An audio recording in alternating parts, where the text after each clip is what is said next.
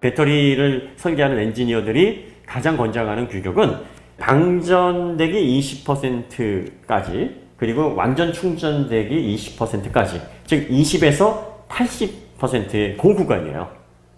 이걸 플래터 구간이라고 합니다. 자, 이 플래터 구간이 가장 효율적인 구간이다. 이렇게 얘기를 합니다. 그러니까 배터리를 충전할 때 80%까지만 충전을 한 다음에 쭉 쓰시면서 20% 잔량이 남았을 때 다시 재충전을 하시는 거예요. 몇 %까지? 80%까지 하시는 겁니다. 이렇게 반복을 하시면 리사이클 주기가 한 3배 정도, 많게는 4배 정도 늘어난다고 합니다. 완전히 방전시켰다가 완전히 충전시켜서 거의 그 허용하는, 그러니까 배터리 셀이 허용하는 100% 구간을 다 활용하는 그런 경우와 비교했을 때 20% 밑으로 자르고 20% 위로 잘라서 60% 구간만 사용을 하시게 되면 그러면 3, 4배 정도 리사이클이 늘어나게 된다고 해요. 그리고 수명면에서 가장 이상적인 방법은 50%까지만 충전을 하시고 50%에서 쭉 20%까지 사용하는 겁니다. 그러니까 100이라고 놓고 보면 30%만 사용을 하시는 게 가장 좋다고 합니다. 리사이클 주기에서는. 이렇게 되면 충방전 횟수가 10배 정도로 늘어난답니다. 수명면에서는 그렇습니다. 하지만 이렇게 사용하게 되면 30%만 사용을 해야 되니까 얼마나 답답해요. 그러니까 이제 그렇게 사용하시면은 좀 불편하니까 플래터 구간 위에 20 자르고 밑에 20 자르고 그렇게 해서 사용을 하시면 어느 정도 배터리 효율도 가져갈 수 있고 그리고 또 리사이클도 충분히 확보할 수 있다. 이렇게 얘기를 합니다. 네, 저희가 이 정보를 올려드린 다음에 가장 많이 받은 질문이 너 해봤어? 해보고 하는 소리야? 아니면 어디서 들은 얘기야? 들은 얘기 같으면 확인 안 되는 거잖아. 네가 해본 거면은 조금 믿어주겠지만 제 자랑하는 게 아니라 제가 이런 거 원래 좀 잘 해봅니다. 그리고 좀 생각보다 보기 어렵다니 좀 꼼꼼한 편이라서 이런 관리 나름대로 실험 개인적으로 좀 많이 합니다. 지금 아시는 분은 아시겠지만 제가 디지털 기기 거의 광인데요. 예전에 쓰던 제품들을 거의 다 제가 창고에 넣어놓고 주기적으로 관리를 합니다. 물론 모든 걸 다 관리를 할 수는 없어요. 시간 문제 때문에. 그 중에서 좀 오래된 모델들을 좀 가지고 나왔습니다. 이 제품은 소니 바이오의 G 시리즈라는 휴대용 노트북 PC입니다. 2007년도에 출시가 된 제품이고요. 네, 보시다시피 지금 배터리가 보시면은 거의 풀로 지금 차 있습니다. 배터리 열화율이 거의 15% 정도도 안 됩니다. 90% 가까이 살아있고요. 지금 풀로 충전해서 사용을 하게 되면은 대략적으로 2시간 반에서 3시간 사이 사용할 수 있는 아직까지도 배터리가 쌩쌩합니다. 이게 13년 된 모델이기 때문에 지금 여기 들어가 있는 배터리 순정 배터리고요. 요거 리필이라 그러죠. 그 안에 셀 바꾸는 그런 서비스 받은 적 없습니다. 네. 반면에 요 노트북 PC는 관리를 제가 했는데 요거는 같은 2007년도에 산 모델인데도 관리를 못했어요. 요거는 그냥 보관만 하고 있었습니다. 그래서 이게 TX 시리즈인데 요것도 상당히 좀 유명한 모델이었죠. 이뻐서 샀는데 요거는 손이 좀 안 가서 방치를 했더니 요거는 구입한 지 거의 한 5년 정도 되니까 배터리가 지금 방전이 돼버렸습니다. 관리를 한 건 아직까지도 쌩쌩하게 이렇게 잘 돌아가는 반면에 관리를 안 한 노트북 PC는 이렇게 사망을 했습니다. 자, 그 다음에 이 카메라 많이 아시는 분들 계실 거예요. F828. 네, 이게 언제 나온 거냐면 2003년도에 나온 모델입니다. 17년 됐죠. 그 F707, F717 다음에 나온 828. 제가 이 당시에 그 디지털 카메라에 빠져가지고 이 출사라 그러죠. 이걸로 많이 다녔습니다. 그래서 이 모델이 추억이 많아가지고 잘 관리를 하는 모델입니다. 거의 외관 신품 같고요. 지금 이 모델에 보시면은 배터리가 정상 작동하고요. 네, 아무런 문제 없습니다. 보시면은 같이 그 당시에 구입했었던 추가 배터리입니다. 추가 배터리도 보시면은 아무런 문제 없이 전원이 들어옵니다. 지금 이 배터리도 열화율이 한 20% 정도밖에 안 되잖아요. 한 80% 정도 러닝타임을 사용할 수 있는 그렇게 해서 작동을 하고 있습니다. 여기 시간을 보시면 이제 181분이라고 찍히는데요. 신품 상태에서도 완충해 놓고 이렇게 켜놓으면 이 정도 찍히는데 실제로 그 181분까지는 안 갑니다. 한 2시간 조금 못 가는 것 같아요. 네. 그래서 열화율이 조금 있긴 한데 아직까지 사용하는데 문제가 없는 그런 상태를 유지를 하고 있습니다. 자, 그 다음에 이제 여기 보시면은 요게 R1, F828이 나온 이후에 나온 R1이라는 요건 2005년도에 나온 카메라예요. 자, 여기에도 네, 동일한 배터리가 소니 제품으로 순정을 해서 들어갑니다. 네. FM50이라는 배터리가 들어갔는데 이 배터리도 15년 됐고 카메라도 15년 된 그런 상태입니다. 네, 기기 상태가 조금 오래돼서 네. 좀 빠릿빠릿하지가 않습니다. 여전히 뭐 배터리 작동하는데 문제없는 그런 상태를 유지하고 있습니다. 네. 자, 그 다음에 이제 이 모델은 그 P1000, 소니 P1000이라는 3CCD가 들어가 있는 초소형 6mm 캠으로 유명했던 제품이죠.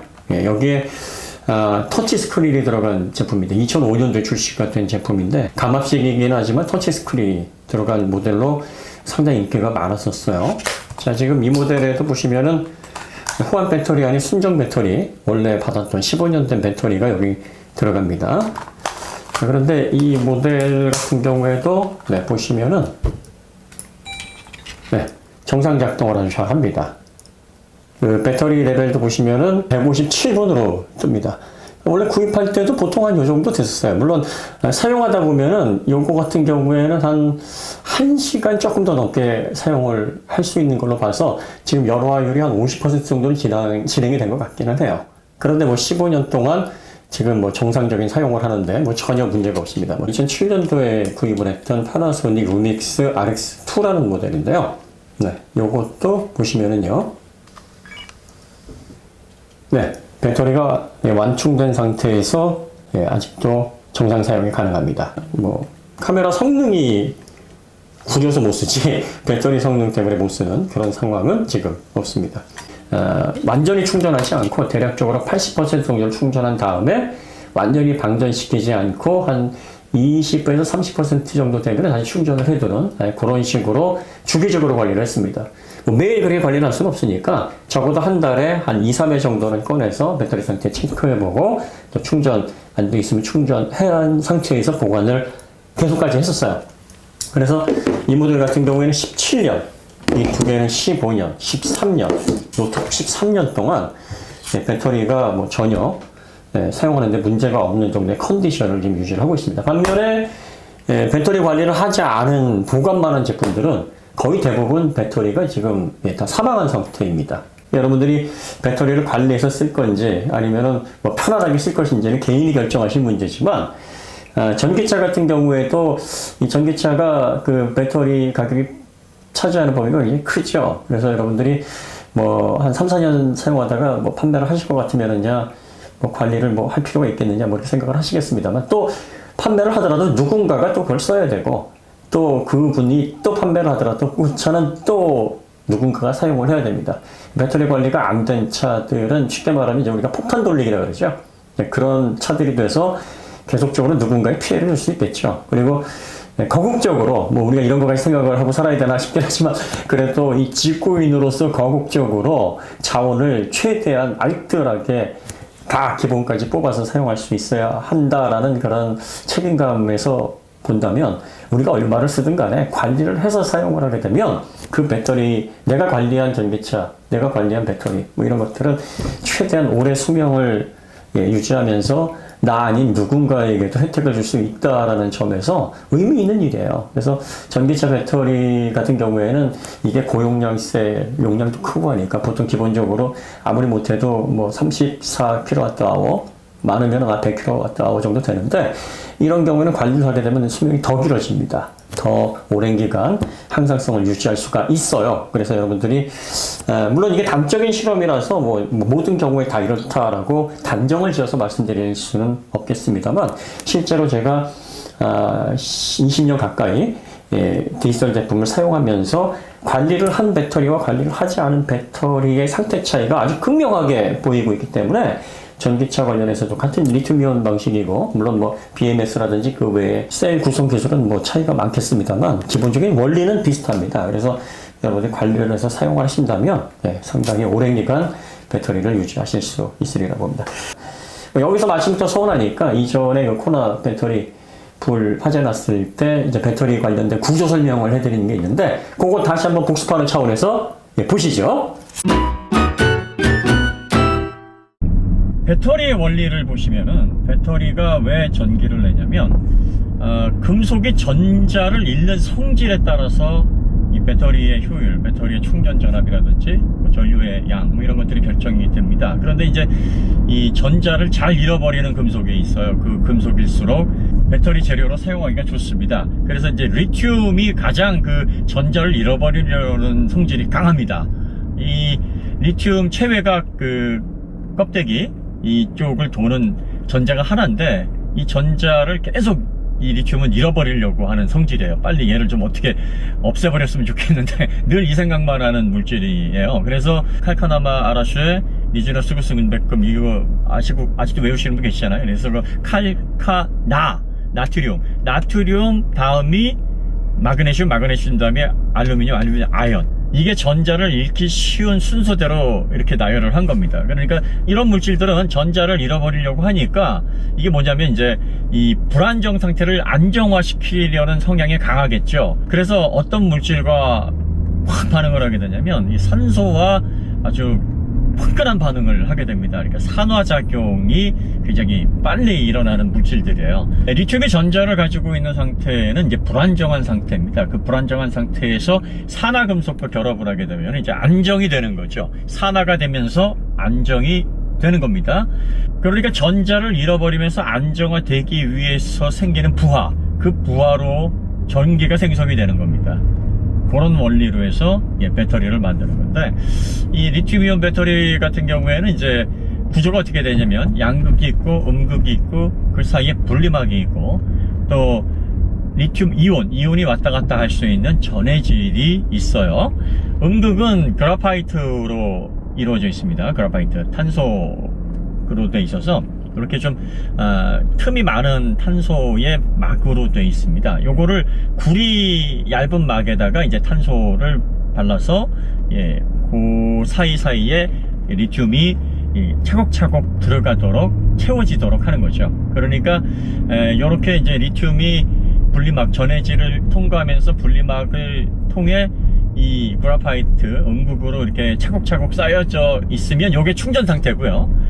그 상태에서 전자가 이제 전극을 타고 이제 그라파이트 층으로 도달해 있으면 이제 또 다시 불안정한 상태가 되니까 이 불안정한 상태를 다시 안정화시키기 위해서 전해질을 통과하게 됩니다. 전해질을 통과하면서 이제 안정화 상태가 되는 부하가 걸리게 되죠. 그 부하가 걸리는 게 쉽게 말하면 이제 이온화가 되는 겁니다. 전기를 생성하는 그 출력이 전기로 나오는 건데 리튬을 활성시킬 수 있는 산화를 활성화시킬 수 있는 활성 물질이 양극판에 이렇게 발라져 있어요. 그 양극판에는 알루미늄 호일에 이 니켈, 코발트, 망간 요 물질이 발라져 있습니다. 그러니까 니켈, 코발트, 망간이 리튬 활성화 물질이에요. 요게 이제 니켈, 코발트, 망간만 쓰이는 게 아니라 니켈, 코발트, 알루미늄이 사용이 되기도 합니다. 그래서 니켈, 코발트, 망간은 NCM, 니켈, 코발트, 알루미늄은 NCA. 쉽게 말해서 18650, 2170은 NCA이고 그리고 이렇게 팩으로 되어 있는 라미네이트 팩으로 되어 있는 LG화학이나 SK이노베이션은 NCM이라고 얘기를 합니다. 흔히 이제 여러분들이 NCM 811, NCM 622 이런 기호를 보셨을 텐데 이 811, 622가 뭐냐면 니켈, 코발트, 망간을 이렇게 비율로 이렇게 섞었다는 겁니다. 622는 니켈 6, 코발트 2, 망간 2 이렇게 섞여 있다는 겁니다. 자, 그래서 여기서 그 니켈은 출력에 관여를 하는 거고 코발트, 망간은 여기 이제 리사이클링 재충전을 통해서 안정성을 확보를 해야 되기 때문에 이 안정성을 확보하는 물질로 사용이 되는 거죠. 그래서 여기에서 이제 코발트가 요게 콩고에서 거의 한 60% 정도 나는데 콩고가 내전이 끊이지 않는 나라이다 보니까 이게 분쟁 광물로 분류가 되거든요. 그래서 이게 막 가격이 널뛰입니다. 어떤 때는 톤당 5만 불 했다가 어떤 때는 10만 불이 넘었다가 막 이렇게 막 널뛰니까 이게 리튬 이온 배터리에서는 가장 부담이 되는 거죠. 리튬도 나오는 광산이 이제 정해져 있어 한정적이에요. 최근에 에콰도르에서 대형 리튬 광산이 발견이 돼가지고 공급이 더 원활해지긴 했습니다만 이게 지구의 매장량이 좀 한정이 돼 있다 그래서 앞으로 배터리가 사용량이 늘어나게 되면 이거 수요를 어떻게 이런 물질이에요. 그래서 이 가격이 좀 비싸고요. 니켈, 망간도 이제 리튬이온 배터리가 이제 점점 더 많이 사용되고 사용량이 늘어나니까 이것도 점점 가격이 많이 올라갑니다. 그래서 배터리의 가격을 높이는 가장 주요 요소가 이 양극재에 들어가는 니켈, 코발트, 망간 중에서 코발트, 그리고 리튬, 뭐 이런 것들. 그 다음에 리튬은 아시다시피 그 전자를 잃어버리려는 어떤 성질이 매우 강하고 끊임없이 산소와 결합해서 안정화가 되려는 그러한 물질입니다. 그래서 산소와 또 물, 이런 물질들과 좀 반응이 굉장히 예민하게 빠릅니다. 그래서 리튬이온 배터리를 제조를 하려면 무산소실에서 제조를 해야 됩니다. 그래서 제조 시설 자체도 설비비가 많이 들어갑니다. 폴리머라는 것은, 리튬이온 폴리머라는 것은 리튬이온에 들어가는 이제 전해질이 이렇게 흐르는 액이거든요. 그러니까 유기용매 요거를 이제 그 에폭시 같은 걸로 해서 좀 경화시킨 겁니다. 뭐 딱딱하게 경화시켰다기보다는 이제 폼으로 만들어낼 수 있도록 한 거죠. 이 전해질이 있어야 이 이온이 통과를 할 수 있는 그런 어떤 환경이 조성이 되는 거죠. 근데 이제 문제는 이 양극과 음극이 이게 완전히 분리가 되어 있어야 됩니다. 분리가 되지 않으면은 양극과 음극이 맞닿아서 저항이 없어져 버리니까 갑작스러운 그런 어떤 그 이온화로 인해서 온도가 막 걷잡을 수 없이 올라가게 됩니다. 이렇게 되면 이제 열폭주 현상이 벌어지게 돼요. 리튬이온 배터리에서 이게 가장 문제입니다. 그러니까 음극판 같은 경우에서도 70도에서 80도 정도 혹은 90도까지 온도가 오르게 되면 이제 열을 제어를 해야 됩니다. 그렇지 않으면 이제 열폭주 현상으로 이어질 수 있는 그런 위험성이 있다. 양극판도 130에서 150도 정도가 이제 적정한 온도다 해서 그 이상 올라가게 되면은 이게 그럼 제어할 수 없는 어떤 열폭주 현상으로 이어질 수 있는 위험이 있어요. 그래서 보통 그 전기차 배터리를 뭘로 시키냐면 이제 에틸렌 글리콜, 쉽게 말하면 이제 자동차에 들어가는 냉각수로 시키게 되고, 이게 고온 구간에서는 이제 에어컨 컴프레셔를 돌려서 에어컨으로 이제 냉각을 시키면서 열을 제어를 합니다. 그건 이제 BMS에서 온도 체킹을 하고 각 셀당의 그 충전 레벨, 전압 이런 것들을 다 관리를 하고 또 과충전, 과방전이 되지 않도록 관리를 합니다. 그런데 이제 배터리에서 또 문제가 되는 부분이 뭐 이제 제조 불량이라든지 뭐 전기적인 오작동 이런 것들 다 외부적인 요인은 제외하고 정상적인 배터리, 전기차 배터리인데 이게 화재의 위험이 되는 부분이 뭐냐? 첫 번째가 이제 과충전입니다. 과충전이 되게 되면은 양극과 음극 셀이 손상이 되게 됩니다. 셀이 손상이 돼 버리면은 그 셀 입자들의 최적 변화가 일어나게 되죠. 그렇게 되면 이제 리튬과 반응하면서 화학 반응이 일어날 때 비정상적으로 열이 오르는 현상이 생길 수 있게 됩니다. 충전이나 뭐 이런 어떤 배터리로서의 효율도 떨어지지만요. 그래서 이런 것들이 반복되면서 화재 원인이 될 수가 있고요. 그 다음에 또 한 가지가 이제 과방전을 시키게 되면 이제 무슨 문제가 생기냐면 이 그라파이트를 발라놓는 그 구리판에서 구리가 일부 녹아요. 이게 녹아서 이제 이온이 돼서 요게 전해액에 섞이게 되면 이게 리튬 이온과 화학반응을 일으켜서 나뭇가지 모양의 덴드라이트라는 물질을 형성을 하게 됩니다. 이 덴드라이트가 형성이 되면 이걸로 인해서 이 분리막이 녹을 수 있어요. 분리막이 녹게 되면 역시 또 음극과 양극이 맞닿아서 저항이 없어져 버리면 또 열폭주 현상으로 이어져서 화재가 나게 되는 거죠. 그러니까 이제 리튬이온 배터리 같은 경우에는 그래서 이 충전, 방전 요걸 굉장히 관리를 잘 해줘야 된다 하는 얘기가 그래서 나오는 건데요. 보통은 이제 BMS에서 이걸 안정적으로 관리할 수 있도록 프로그램이 되어 있습니다. 그러니까 엔지니어들이 보통 이제 방전이라 그래도 뭐 10에서 15% 정도의 잔량을 남겨놓은 상태에서 운전자가 방전이다라고 인식할 수 있게끔 그 시그널을 주고, 그 다음에 이제 90% 정도 충전이 됐는데 이제 100이 된 거야 라고 해서 그 나름대로는 이제 뭐 대략 10에서 90 사이 그 80% 구간을 설정을 해서 운영을 할 수 있도록 이렇게 좀 설정을 해 놓는데, 그럼에도 불구하고 이제 미세한 사용하다 보면은 왜 미세한 뭐 전극 손상이나 셀 손상들이 발생할 수 있거든요. 이게 어떤 식으로 어떻게 발생하는지에 대한 뭐 확실한 어떤 근거는 뭐 사용자들이 알 수도 없고 엔지니어들도 어떤 식으로 얼마큼 어떤 환경에서 발생하는지에 대해서 구체적으로 나온 통계가 없기 때문에 아직까지 배터리의 안정화 문제라든지 폭발 방지 문제는 이게 기술적으로도 굉장히 큰 난제거든요. 그래서 결국은 이제 소비자들이 좀 더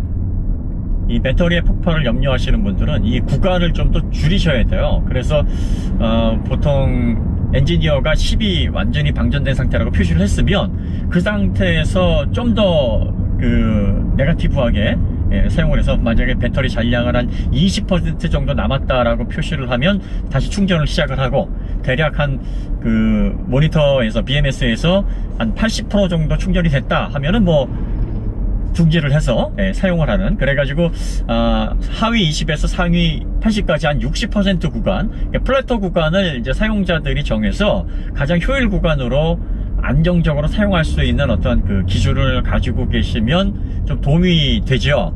그렇게 되면 이제 실제로는 배터리가 원래 가지고 있는 출력에서 하위 뭐 한 30%, 상위 70%, 뭐 그 구간에서 이제 움직이는 게 되니까 아마 64kWh라 그래도 반 정도밖에는 활용하지 못하는 그런 이제 상황이 될 수밖에는 없을 것 같아요. 그러니까 요거는 이제 개인이 결정할 문제긴 합니다. 나는 뭐 엔지니어들이 배터리를 안정화시켜서 뭐 BMS에서 잘 관리를 할 수 있도록 해놨을 테니 뭐 그냥 모니터링에서 지시하는 대로 매뉴얼대로 사용하려 하시는 분들은 뭐 좀 더 낮은 레벨에서 충전하시고 뭐 100까지 충전을 하실 수 있고, 이게 리튬이온 배터리라는 게 뭐 기술적으로 아직 완성되어 있는 에너지원이 아니니까 요걸 좀 더 안정적으로 사용하기 위해서 내가 좀 범위를 좁혀야 되겠다 라고 생각하시는 분들은 한 뭐 20-30%에서 충전 시작해서 한 80%좀 멀리 가야 된다 그러면 한 90%까지 모니터상으로 그렇게 해서 충전을 하시고 중지를 하시면 좀 도움이 되지 않을까 싶고요. 아무래도 이제 고속 충전을 하게 되면 전극의 가해질의 부하가 좀 큽니다. 그래서 될 수 있으면 이제 완속 충전으로 뭐 저녁에 이제 주무시면서 이렇게 충전을 하시는 그런 방향으로 이제 유지 관리를 하시면 아무래도 이제 전기차 화재에서는 좀 더 유리하지 않을까, 뭐 그런 생각이 좀 들어요. 아직까지 이 배터리 기술이 아직 안정화가 되어 있지는 않은 상황입니다. 그래서 이 배터리의 화재, 배터리의 어떤 열폭주로 인한 연쇄 폭발, 이 전기차는 이게 한 번에 빵 하고 터지는 게 아니라 계속적으로 연쇄 반응을 일으키기 때문에 이게 소방관이 와서 별로 할 게 없어요. 그냥 다 탈 때까지 기다려야 되고, 어떤 때는 그냥 막 물을 쏟아부어 가지고 더 빨리 태우는 이런 방식으로 전소를 시키는 이런 화재 진화법이 사용이 되고 있는데, 이게 이제 가장 문제가 되는 거는 이제 사람들의 안전, 뭐 자신의 안전뿐만 아니라 이 전기차로 인한 타인의 어떤 피해, 타인의 생명이나 재산의 피해도 이게 굉장히 큰 문제지 않습니까? 그래서 오너들이 좀 배터리를 안정적으로 관리하는 부분에 있어서 좀 깨어 있으셔야 될 것 같고요. 그 다음에 이 배터리를 고속 충전할 때는 절대 차 안에 계시지 않으셔야 될 것 같아요. 일단 고속 충전 걸어 놓으시고 일 보시고, 그 다음에 주변에 될 수 있으면 뭐 차가 없는 상황에서 이렇게 충전을 하는 뭐 그런 충전 에티켓 뭐 이런 것들을 좀 보여주셔야 되지 않나 싶습니다.